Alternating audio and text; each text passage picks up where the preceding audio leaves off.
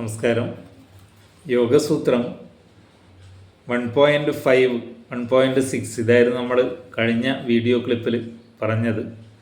അതിങ്ങനെയാണ്: വൃത്തയ പഞ്ചതയ്യാഹ ക്ലിഷ്ടാ അക്ലിഷ്ടാഹ. നമ്മുടെ മനസ്സിൽ 5 തരം കാര്യങ്ങളാണ് ചിന്തകളുടെ ഒരു ശൃംഖല തന്നെ ഉണ്ടാക്കുന്നത്. അടുത്ത ശ്ലോകത്തിൽ ആ 5 കാര്യങ്ങളെക്കുറിച്ചാണ് പറയുന്നത്.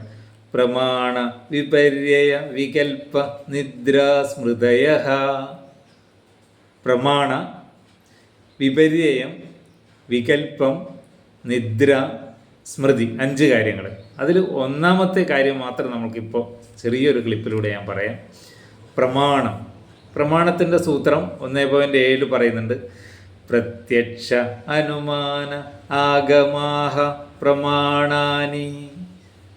3 കാര്യങ്ങളാണ് പ്രമാണത്തിൽ വരുന്നത്. 1 പ്രത്യക്ഷം, നമ്മൾ നേരിട്ട് കാണുന്ന കാര്യം. 2 കണ്ടതിൽ നിന്ന് നമ്മൾ എത്തുന്ന അനുമാനം. 3 ആഗമാഹ എന്ന് പറഞ്ഞാൽ ആപ്തവാക്യങ്ങളിലൂടെ വേദങ്ങളിലൂടെയൊക്കെ നമ്മൾക്ക് ലഭിക്കുന്ന അറിവുകളിൽ നിന്നുണ്ടാകുന്ന ചിന്തകൾ. അതിലൊന്നാമത്തെ നോക്കാം, പ്രത്യക്ഷ. പ്രത്യക്ഷം എന്ന് പറഞ്ഞാൽ നേരിട്ട് പഞ്ചേന്ദ്രിയങ്ങൾ വഴി മനസ്സ്, ബുദ്ധി ഇവയെല്ലാം ചേർത്ത് നമ്മൾക്ക് കിട്ടുന്ന അറിവുകളിൽ നിന്നുണ്ടാകുന്ന ചിന്തകൾ നമ്മൾക്ക് ക്ലിഷ്ടവൃത്തികളോ അക്ലിഷ്ടവൃത്തികളോ ഉണ്ടാക്കാം. അറ്റാച്ച്മെൻ്റ് ഉണ്ടാക്കാം, ഡിറ്റാച്ച്മെൻ്റ് ഉണ്ടാക്കാം. പഞ്ചേന്ദ്രിയങ്ങൾ വഴി ലഭിക്കുന്ന ശബ്ദ, സ്പർശ, രൂപ, രുചി, ഗന്ധങ്ങൾ ഇതെല്ലാം നമുക്ക് അറ്റാച്ച്മെൻറ്റിനെയും കാരണമാകാം, ഡിറ്റാച്ച്മെൻറ്റിനെയും കാരണമാകാം. നമ്മളത് എങ്ങനെ കൈകാര്യം ചെയ്യുന്നു എന്നതിൻ്റെ അടിസ്ഥാനത്തിലാണ് അത് നടക്കുന്നത്. നമ്മുടെ ഏതെങ്കിലും ഒരു വസ്തുവിനെ കണ്ടാൽ നമ്മളതിൽ ആകൃഷ്ടനാകാം. അത് നമുക്ക് കിട്ടിയേ തീരൂ എന്ന ഒരു ചിന്ത വരാം.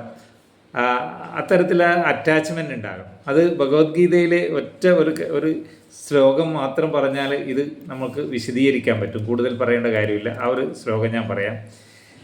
ധ്യായതേ വിഷയാം പുംസോ സംഗസ്തേഷോപജായതേ സംഗാത് സഞ്ജായതേ കാമാം കാമാത് ക്രോധോഭിജായതേ ക്രോധാത് ഭവതി സമ്മോഹ സമ്മോഹാത് സ്മൃതിഭ്രംശം സ്മൃതിഭ്രംശാത് ബുദ്ധിനാശോ ബുദ്ധിനാശാത് പ്രണശ്യതേ.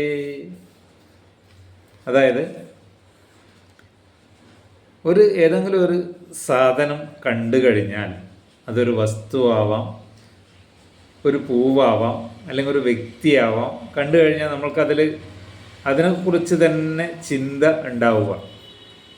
അത് നമ്മുടെ പഞ്ചേന്ദ്രിയങ്ങളാണ് നമ്മളെ കാഴ്ച ഉണ്ടാക്കുന്നത്. അതിനെക്കുറിച്ച് തന്നെ ചിന്തയുണ്ടായി അതിന് സംഘമുണ്ടാവുക, അതിനോട് അറ്റാച്ച്മെൻ്റ് ഉണ്ടാവുക.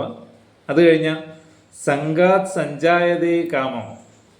അറ്റാച്ച്മെൻ്റ് ഉണ്ടായി കഴിഞ്ഞാൽ അത് കിട്ടിയേ തീരൂ, കാമം ഉണ്ടാവുക അതിൽ.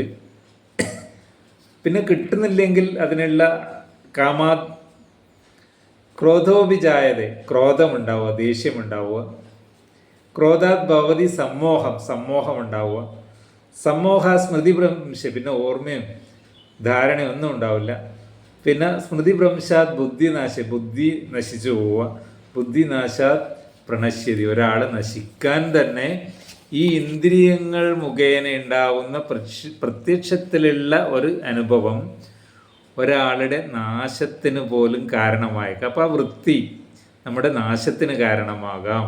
അല്ലെങ്കിൽ അതിനെ ബുദ്ധിപൂർവം യുക്തപൂർവം ഉപയോഗിച്ചുകൊണ്ട് നമ്മുടെ ധർമ്മപരമായ പ്രപഞ്ച നിയമപ്രകാരം അത് ആസ്വദിച്ചുകൊണ്ട് നമ്മൾക്കതിൽ ഡിറ്റാച്ച്മെൻ്റ് ഉണ്ടാക്കാം, അക്ലിഷ്ടമുണ്ടാക്കാം. ക്ലിഷ്ടമുണ്ടാക്കി നമ്മുടെ നാശത്തിന് കാരണമാവാം, അക്ലിഷ്ടമുണ്ടാക്കി നമ്മുടെ മോചനത്തിനും കാരണമാകാം. അപ്പോൾ പ്രത്യക്ഷ അനുഭവം നമ്മുടെ മനസ്സിലുണ്ടാക്കുന്ന വൃത്തി നമ്മൾ പോസിറ്റീവായോ നെഗറ്റീവായോ നമ്മൾക്ക് ഉപയോഗിക്കാൻ സാധിക്കും.